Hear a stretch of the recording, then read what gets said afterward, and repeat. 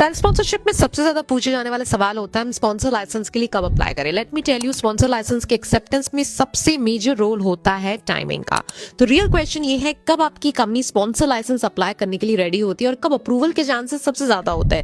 इसका जवाब एक क्लियर चेकलिस्ट से समझ आता है। अगर ये पॉइंट स्टिक हो रहे हैं तभी अप्लाई करना सेंस बनता है। Point number 1 is company properly setup होनी चाहिए। आपकी यूके कंपनी कंपनीज हाउस में रजिस्टर्ड हो, बिजनेस बैंक अकाउंट एक्टिव हो, SIC code real business activity से मैच करता हो, प्रॉपर ट्रेडिंग एड्रेस हो, ऑफिस शॉप या होम ऑफिस।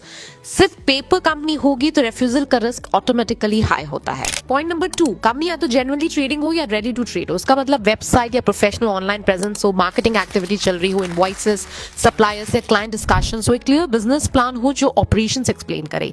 याद रखो, हाई टर्नओवर जरूरी नहीं बट रियल बिजनेस मूवमेंट बहुत जरूरी है।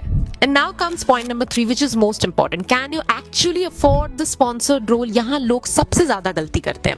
सैलरी का मतलब सिर्फ जो आप एम्प्लॉय को देते हो उतना नहीं होता। रियल कॉस्ट इंक्लूड करती है salary, PAY, employ national insurance, pension, sponsor licence and ISC cost.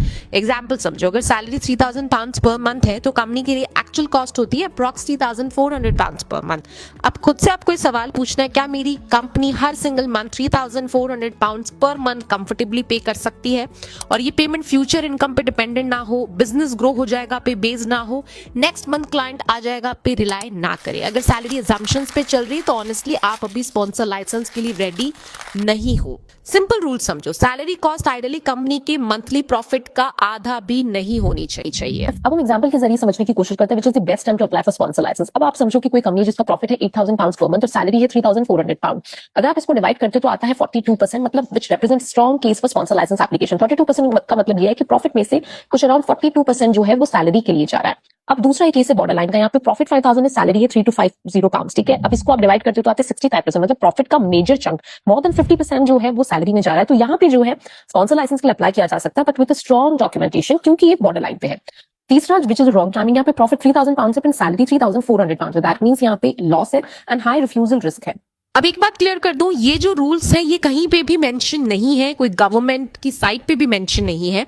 ये जस्ट एक स्ट्रॉन्ग केसेस के लिए हम इसे कंसिडर करते हैं, बट एक्सेप्शंस भी होते हैं जो रेयर केसेस है। अगर आपके पास स्ट्रॉन्ग कैश रिजर्व्स हैं, साइन कॉन्ट्रैक्ट्स हैं विद कंफर्म्ड पेमेंट्स, या स्टार्टअप फेज के अगर आप टेम्पररी लॉस दिखाते हो विद प्रूफ, तब भी आप स्पॉन्सर लाइसेंस के लिए अप्लाई कर सकते हैं। बट बिना प्रूफ के सिर्फ होप पे होम ऑफिस आपके एप्लीकेशन एक्सेप्ट नहीं करता। Now comes point number 4, which is a job role business sense बनाता हो। Sponsored role eligible SOC code से मैच करे, कंपनी के एक्चुअल काम से लिंक्ड हो, सिर्फ वीजा के लिए क्रिएट ना किया गया हो, generic titles without logic is equal to direct refusal risk. Point number 5, HR and compliance ready होना चाहिए। Right to work checks, employment contract, salary and attendance records.